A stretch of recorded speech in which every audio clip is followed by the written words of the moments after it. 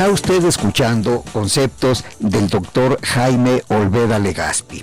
Él nos está contando la gestación y luego entraremos al desarrollo de la lucha por la independencia. Pero hay detalles que debemos entender antes. Pregunté, Jaime, ¿por qué Napoleón Bonaparte y en qué circunstancia invadió España? En 1806, 1807, Francia fue aliada de España para combatir a Inglaterra. Se firmaron un tratado militar para defenderse de Inglaterra. Entonces, Napoleón, con el propósito de invadir Inglaterra, su plan era llegar hasta Portugal y de ahí trasladarse hasta Inglaterra. Para llegar a Portugal tenía que atravesar España, y como habían firmado un tratado de cooperación, pues entonces España no tuvo, los reyes españoles no tuvieron problema, y entonces invadió a España, penetró.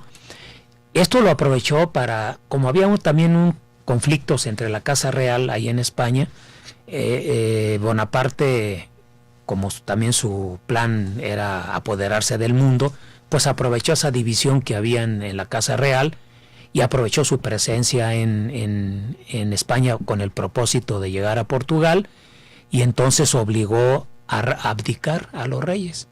Y esto desencadena pues toda una serie de acontecimientos que ya anunciaban el desmoronamiento de la monarquía española, porque allá en España se crearon juntas juntas gubernativas provisionales para desconocer a José Bonaparte y gobernar en ausencia del rey. Por ejemplo, cuéntanos de alguna junta en España que haya sido notable y haya influido en alguna forma en el estado de ánimo de nosotros como La mexicanos. Junta de Sevilla, la Junta Central de Sevilla.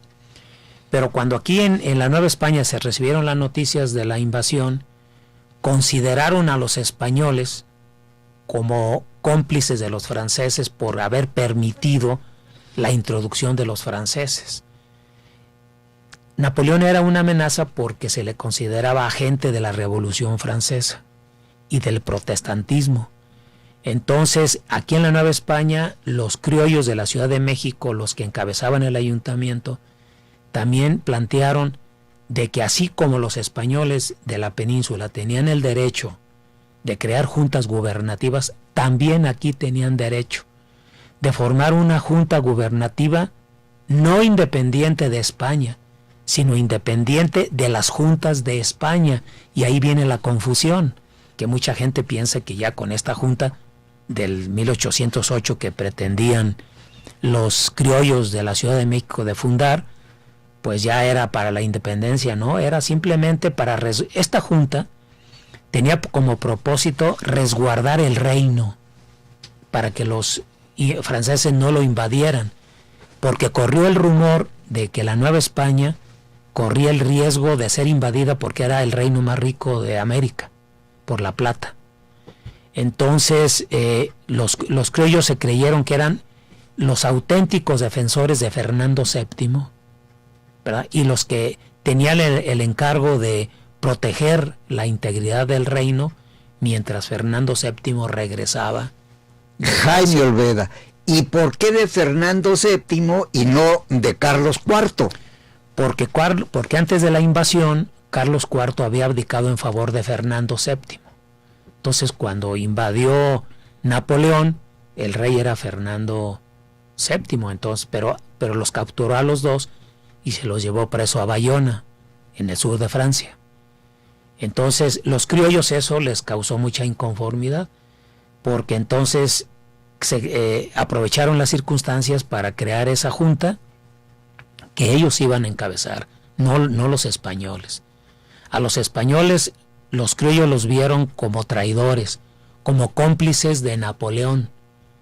Entonces, además, no estaban protegiendo la religión, eso también. Por eso los criollos asumen el papel de defensores de Fernando VII y de la religión católica y de la patria, que son los tres valores que van a defender.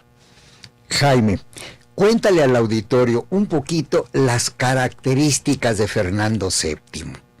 ¿Cómo se hizo, en todo caso, del poder, abdicado o no por su papá? Pero ¿cómo era ese señor? ¿Por qué tanta veneración por parte de los novohispanos? Bueno, la veneración consiste en dos cosas muy importantes. Primero, en el culto al rey. Desde el siglo XVI, cuando empezó el periodo colonial, siempre se fomentó el culto al soberano, culto de fidelidad, de respeto, de obediencia y de reconocimiento como soberano. Entonces, bueno, si Fernando VII en este momento era el rey, el culto ya estaba bien fundado porque venía desde atrás. Además, la figura del rey en el imaginario de los súbditos es que el rey es la cabeza del cuerpo social, es decir, de la monarquía. Si no hay rey, no hay cabeza. ¿Quién gobierne? Entonces, ¿quién gobierna? Pues tienen que formarse juntas gubernativas. Entonces, él se convierte, aunque la gente no lo conocía, bueno, ni ningún rey vino a América como para que los súbditos americanos lo conocieran, de todas maneras el culto estaba bien arraigado. Y en esas circunstancias, Fernando VII recibe el mote del deseado porque la gente deseaba que viniera del cautiverio para expulsar a los franceses de la península y que gobernara. Entonces, con la prisión de Fernando VII hay un sentimiento como de orfandad en los súbditos. No está el padre, no está la cabeza, no está el rey. Entonces eso causó una conmoción que tuvo demostraciones en todas las ciudades. Cuento, por ejemplo, aquí en Guadalajara, cuando reciben las noticias de la invasión y del cautiverio de Fernando VII, pues había un retrato del rey Carlos IV, pues le borran la cara y ahí le pintan otras facciones y dicen, bueno, pues este es Fernando VII, y hacen una especie de desfile por las calles céntricas de la ciudad, gritando viva Fernando VII, arrojándole flores, con música para fomentar ese culto y ese respeto y fidelidad a Fernando VII. Mientras que un grupo caminaba por algunas calles, por la otra iba otro retrato de Napoleón, en donde la gente lo insultaba, le tiraba cosas para fomentar el desprecio, ¿no? Entonces ahí son manifestaciones de rechazo a Napoleón y de apoyo y fidelidad a Fernando VII. Por eso también luego se formaron regimientos de voluntarios de Fernando VII para defender el reino de una posible invasión. Por eso todo empezó a alterarse a partir de 1808. La sociedad empezó a militarizarse, hubo confusión, hubo pánico, hubo un miedo colectivo hacia la invasión, de que esa invasión provocara la destrucción de la religión católica, y por eso los criollos enarbolaron la bandera de la defensa. No se la delegaron a los españoles porque los creían cómplices de Napoleón. Jaime, ¿cuál era la actitud de las autoridades?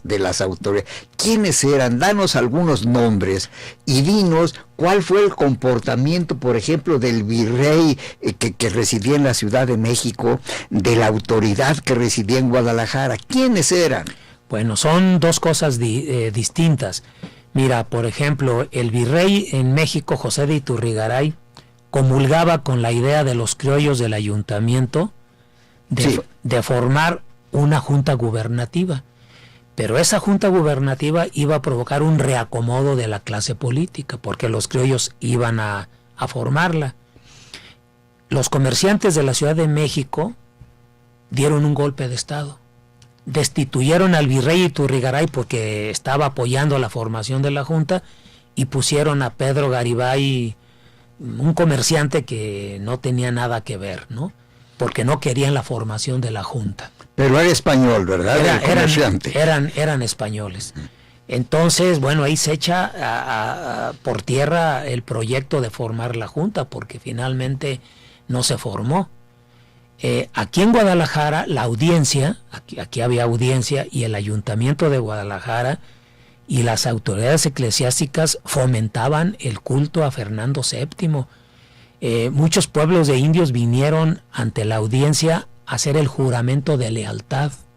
Los gremios de Guadalajara, gremios de zapateros, carpinteros, concurrieron también para hacer un juramento público de reconocimiento a Fernando VII y de no formar una junta como pretendían los criollos de la Ciudad de México. Bien, entonces son dos posiciones distintas. Importantísimo para ver la diferencia de comportamiento de quienes residían en la capital del país y quienes residían en la capital de la Nueva Galicia. Está usted escuchando al doctor Jaime Olveda Legaspi, Colegio de Jalisco, sobre el tema Independencia de México. Pausa.